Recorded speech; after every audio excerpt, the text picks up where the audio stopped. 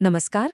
आज हम मानव हृदय की एक बेहद दिलचस्प दुनिया में उतरने वाले हैं और इस सफर में हमारा गाइड होगा बायोलॉजी के कुछ शानदार नोट्स का ये सेट। चलिए एक पल के लिए बस सोचिए। हमारे अंदर एक ऐसा इंजन है जो कभी भी एक सेकंड के लिए भी नहीं रुकता। यही वो ताकत है जो हमें चलाती है, हमें जिंदा रखती है।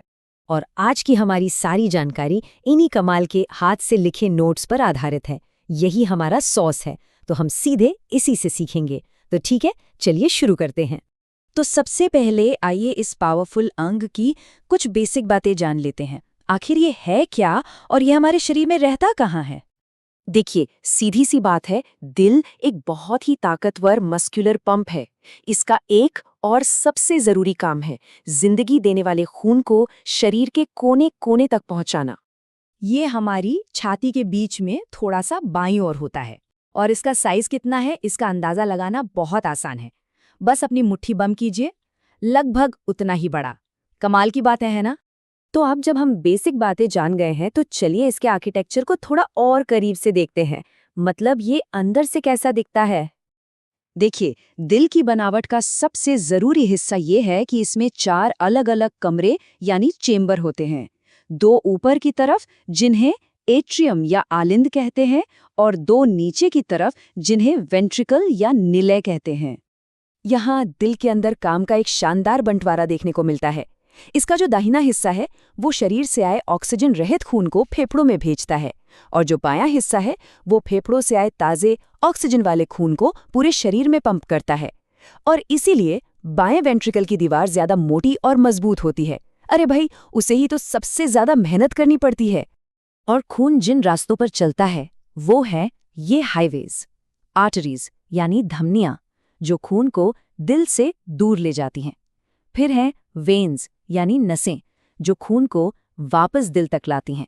और फिर है कैपिलरीज, मतलब वो बारीक गलियां जहां ऑक्सीजन और कार्बन डाइऑक्साइड का असली लेन देन होता है।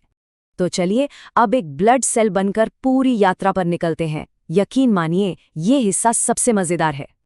ये है पूरी यात्रा का एक छोटा सा रोड मैप, शरीर से फेफड़ों तक और फिर फेफड़ों से वापस पूरे शरीर में। चलिए इसे 2 हिस्सों में तोड़कर समझते हैं। तो सफर यहाँ से शुरू होता है। वेना कावा नाम की 2 बड़ी नसें शरीर से इस्तेमाल हुआ ऑक्सीजन रहित खून दाहिने ऊपरी चैम्बर यानी राइट एट्रियम में लाती हैं। वहां से ये खून नीचे राइट वेंट्रिकल में जाता है और फिर पल्मोनरी आर्टरी के जरिए इसे फेफड़ों की ओर धकेल दिया जाता है। एक तरह से समझिए गैस स्टेशन पर ताज़ा ऑक्सीजन भरवाने के लिए। अच्छा, तो अब जब खून में ताज़ी ऑक्सीजन भर चुकी है तो ये वापस दिल के बाएं ऊपरी चेंबर में लौटता है। फिर ये नीचे शक्तिशाली बाएं वेंट्रिकल में जाता है और फिर एक जोरदार पंप के साथ इसे एओर्टा नाम के मेन हाईवे के जरिए पूरे शरीर में भेज दिया जाता है। और ये साइकिल बिना रुके चलता ही रहता है। पर सवाल ये है कि ये पंप लगातार धड़कता कैसे रहता है? इसकी रिदम को कंट्रोल कौन करता है? चलिए देखते हैं कि ये धुन बनती कैसे है। ये आवाज हम सब जानते हैं, ये जिंदगी की अपनी एक लय है। लेकिन कभी सोचा है कि ये आवाज आती कहाँ से है? अक्सर लोगों को लगता है कि ये आवाज़ दिल की मांसपेशियों के सिकुड़ने की है, पर ऐसा नहीं है। ये आवाज़ असल में दिल के अंदर लगे 4 दरवाज़ों यानी वाल्व्स के तेज़ी से बंद होने की है। ये वाल्व भी पक्का करते हैं कि खून हमेशा सही दिशा में, मतलब आगे की तरफ ही बहे, पीछे न जाए। हर एक धड़कन के 2 हिस्से होते हैं।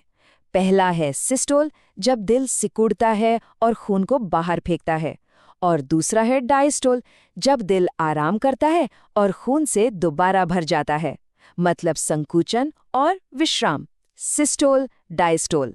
और इस पूरे सिस्टम का जो मास्टर कंट्रोलर है वो है ऐसे नोड, जिसे दिल का नेचुरल पेसमेकर भी कहते हैं।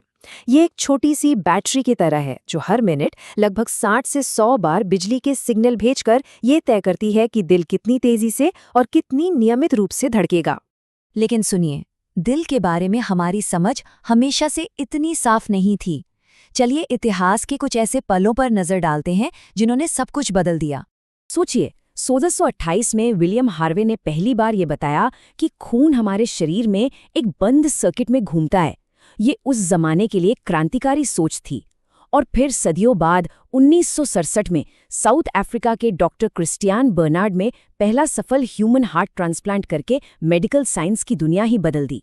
और ये सब हमें वापस उसी एक बात पर ले आता है जहां से हमने शुरुआत की थी, एक बहुत ही सीधी लेकिन बहुत गहरी सच्चाई।